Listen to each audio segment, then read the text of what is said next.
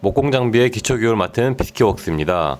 목공의 첫 단계는 도면 제작이지만 이번 영상에서는 목공 장비들의 안전한 사용법에 대해 알려드리겠습니다.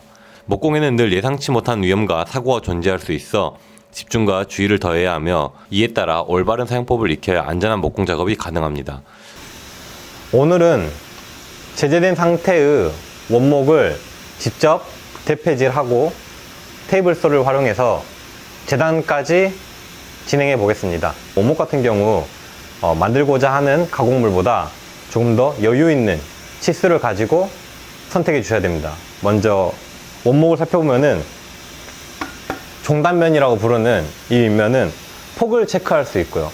나무의 폭을 체크할 수 있고, 이 옆면에 보시면은 말 그대로 옆면 이쪽에서 높이를 체크할 수 있습니다. 길이 같은 경우는 여기서부터 여기까지를 길이라고 표현을 하고요. 이렇게 해서 종단면, 즉 윗면, 옆면, 그리고 길이가 있습니다. 그리고 마지막으로 이 마구리라 부르는 횡단면이 있는데, 이곳은 나무의 숨구멍을 가지고 있는 곳입니다. 목공을 시작하실 때, 특히나 원목을 다루실 때 가장 처음 다루게 될 기계가 바로 대패인데요. 이 대패 같은 경우에는 목재가 제재된 상태에서는 굉장히 불균형하고 휘어있는 상태이기 때문에 이를 평평하게 만들어서 가공성이 좋게 만들기 위해서 대패를 하게 됩니다. 보시는 것처럼 현재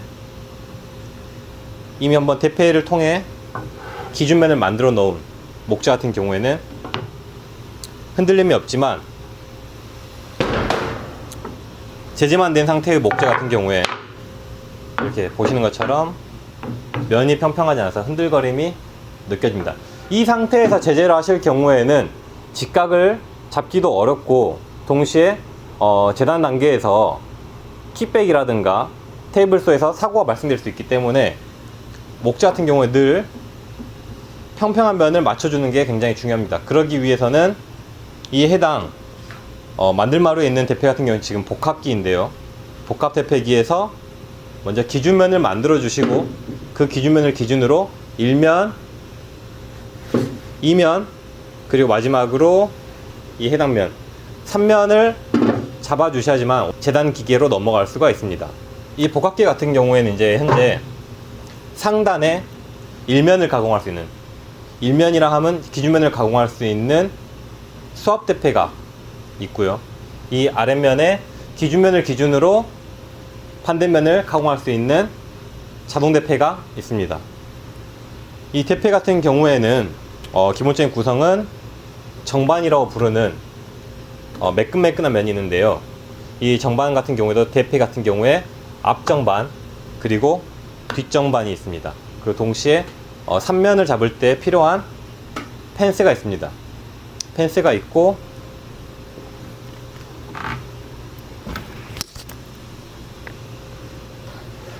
대패 난로부터 상해를 보호하는 세이프가드라는 안전망이 달려 있고요. 그리고 제일 중요한 대패날이 장착되어 있습니다. 기본적인 구성은 이렇게 되어 있고요. 이 앞정반과 뒷정반의 높이 차이를 이용해서 기준면을 만들게 되는데, 이런 식으로 이 대패날이 모터의 힘으로 회전하면서 목재를 가공하게 되는 원리인데, 이 앞정반과 뒷정반의 높이 차이를 이용하는 것입니다. 이때 주의해야 될 점은 높이가 너무 높으면 문제될 수 있다는 부분입니다. 최소 일단 대패질 할 때는 한 번에 많은 양을 깎아내기보다는 1mm 이내로 깎아내는 게 중요합니다. 이 뒷정반의 높이 조절 같은 경우에는 이 고정장치, 높이를 잡아놓고 흔들리지 않게 잡아주는 고정장치가 있고, 이 고정장치를 풀어주고 나서 이 레바를 통해서 이런 식으로 정반의 높이를 조절할 수 있게 됩니다. 뒷정반을 조금 내려놓을 경우에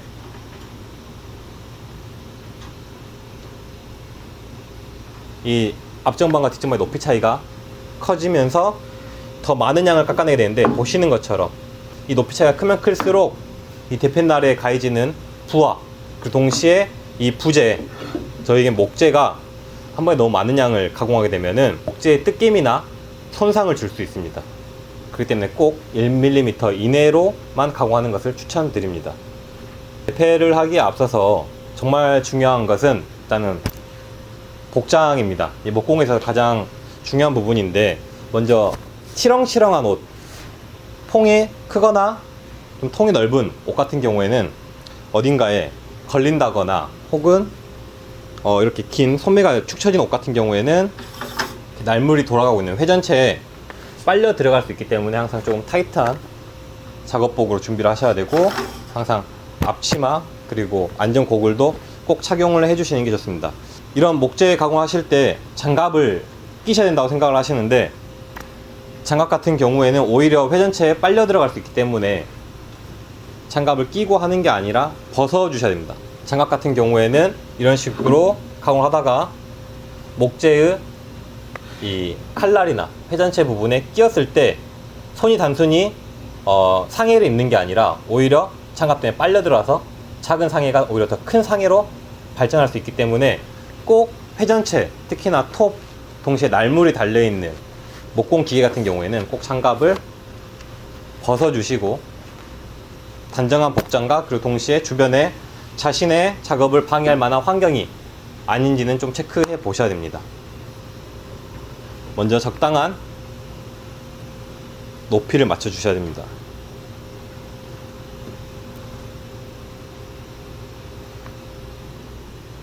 일단 높이를 맞춰 주시고, 대패를 하실 때는 꼭 목재 상태를 체크하셔서 배가 튀어나온 부분이 하늘을 보게끔 진행해 주시면 됩니다. 배가 들어간 부분, 더 온폭 들어간 부분이 대패에 날개가 닿을 수 있도록 정반 쪽에 위치해 주시면 됩니다.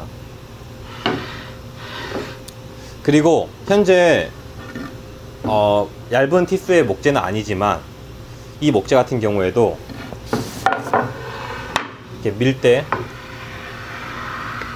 상해가 발생될 수 있기 때문에 꼭 항상 이 푸시 스틱 혹은 푸시 바라고 부르는 이런 보조 목공 도구와 함께 대패질을 해주시면 되겠습니다. 대패질 같은 경우에는 일정한 속도와 일정한 힘으로 진행해 주는 게 중요한데, 이때 손의 위치는 꼭 목재 혹은 부재의 위쪽에, 이 왼손은 꼭 목재나 부재 위치의 위쪽에 있어야 되고, 이때 앞정반으로 넘어가면서 지그시 눌러주시면서 오른손으로는 쭉 밀어주시면 되겠습니다. 한번 기계를 작동을 시켜서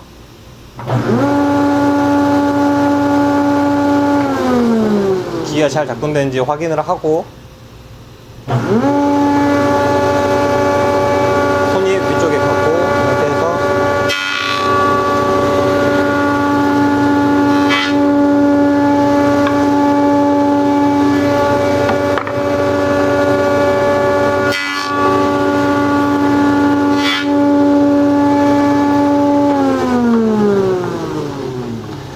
이렇게 기계를 작동하시다가 다른 행동을 하실 때는 무조건 기계를 꺼주시는 게 중요합니다. 기계를 꺼주시고, 보이시는 것처럼 대패가 된 부분, 대패가 된 부분은 이렇게 고운 나무의 결이 나오기 시작하고, 대패가 아직 되지 않은 부분은 보시는 것처럼 이렇게 아직 대패되지 않은 거친 면을 가지고 있습니다. 보시는 것처럼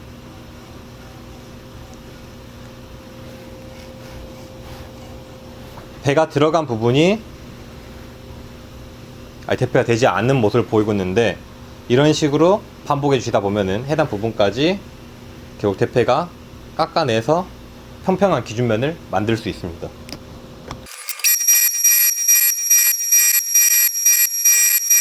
자, 이렇게 해서 수압 대패를 통해 일면의 기준면을 완성했습니다. 이 기준면을 완성하는 기준은 정반에 올려놓고 흔들리지 않고 밀착된 상태라고 판단이 된다면은 기준면이 완성이 된 것입니다.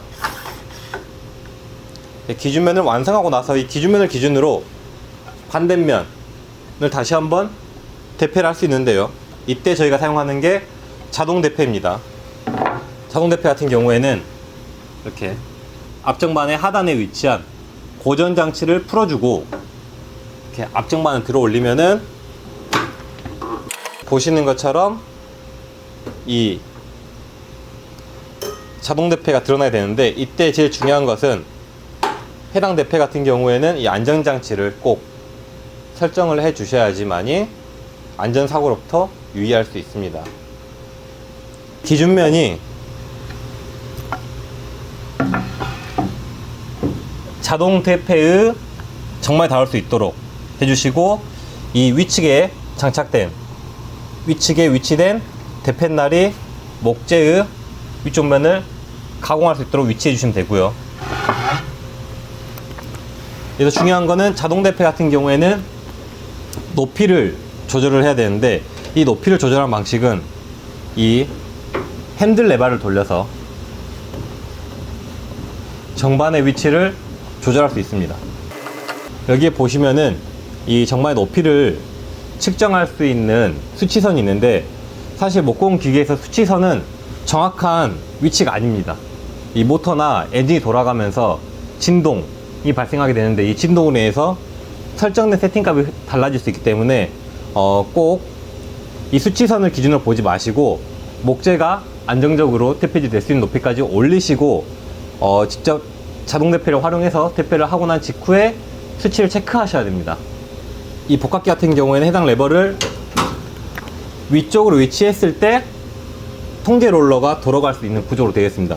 이 송재 롤러는 무엇이냐면은 톱니바퀴 모양의 롤러인데, 이 송재 롤러가 나무를 끌어당기는 역할을 하게 됩니다. 즉, 나무를 집어넣으면은 송재 롤러가 앞으로 잡아당기면서 자동으로 대패를 해주기 때문에 자동 대패라 부르고 있고요. 이 자동 대패의 경우 수압 대패에 비해서 훨씬 위험성은 떨어지지만 그래도 주의해야 될 사항들이 몇 가지 있습니다. 첫째로 절대로 이렇게 손을 집어 넣으시면 안 된다는 거고요.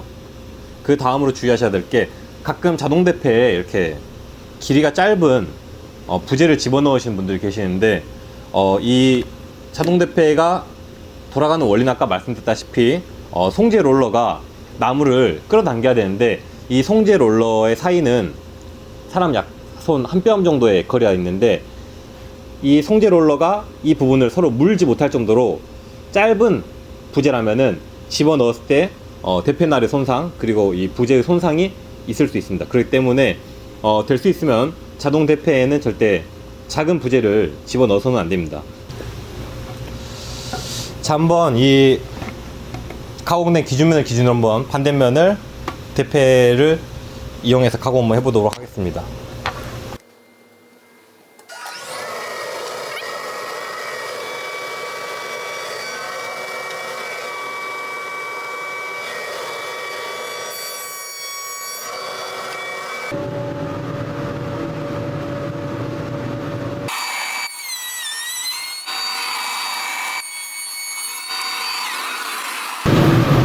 자, 이렇게 기준면, 아까 가공했던 기준면을 기준으로 자동 대패에 집어 넣었을 때 이렇게 양측 다 깔끔한 면을 만들 수 있습니다. 자동 대패가 끝난 이후에는 레버를 돌려서 다시 정말 높이를 원래 위치로 돌려주시고, 정말 높이를 충분히 내려주신 이후에 이 상단에 위치한 힌지를 눌러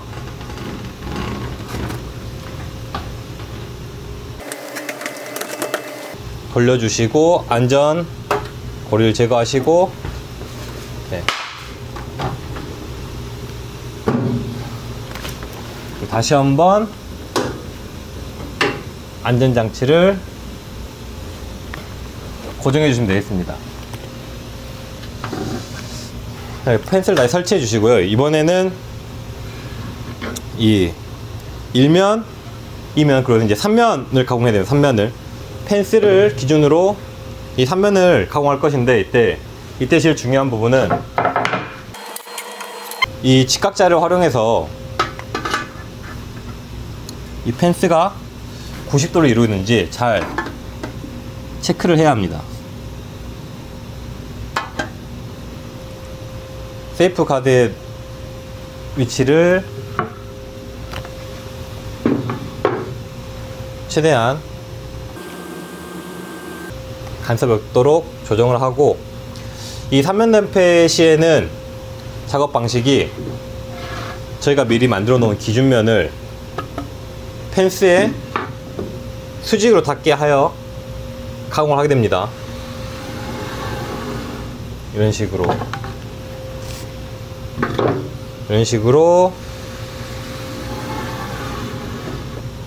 근데 이때 정말 중요한 게, 아까와 똑같이 일단은 배가 들어간 쪽이 지면을 향하게 해야 되고, 이 수압 대패 작업 중에 제일 많이 사고가 나는 지점이 바로 이번에 3면 대패 부분인데, 이 완벽한 직각을 만들기 위해서 제 펜스 쪽으로 목재를 지그시 눌러줘야 됩니다. 지그시 눌러줘야 되는데, 이때 많은 분들이 이런 식으로 힘을 줘서 누르시다가, 그래서 힘을 주다가 이런 식으로 손이 밑으로 빠지게 되는 경우가 발생합니다. 미끄러져서 손이 밑으로 빠지게 되는 경우가 발생하는데, 이를 방지하기 위해서 항상 꼭 엄지나 검지손가락을 꼭 위쪽에 위치하셔서 손이 밑으로 미끄러지는 경우가 없도록 하셔야 됩니다. 꼭 엄지손가락을 이 나무 위쪽에, 그리고 오른손 같은 경우에는 지그시 밀어줄 수 있는 편안한 그립을 잡으시면 좋습니다. 단지 이 오른손 같은 경우에도 미실 때 이런 식으로 미신다거나 뭐 아래쪽으로 손가락이 향할 수 있게끔 잡으시는 것보다는 적당히 힘을 줄 수 있는 파지법을 통해서 손가락이 최대한 정반면에 안 닿을 수 있게끔 해주시는 게 중요합니다.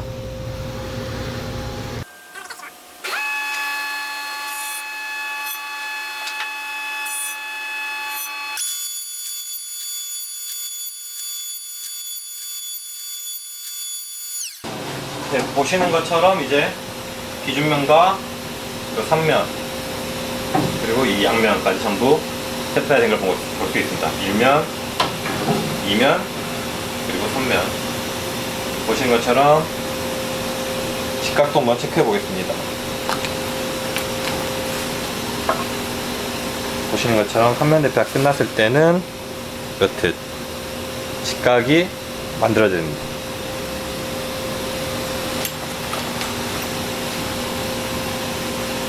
이렇게 3면 대패가 끝났다면은 이제 비로소 재단을 할 수 있는 상황이 됩니다. 다음은 재단으로 넘어가 보겠습니다.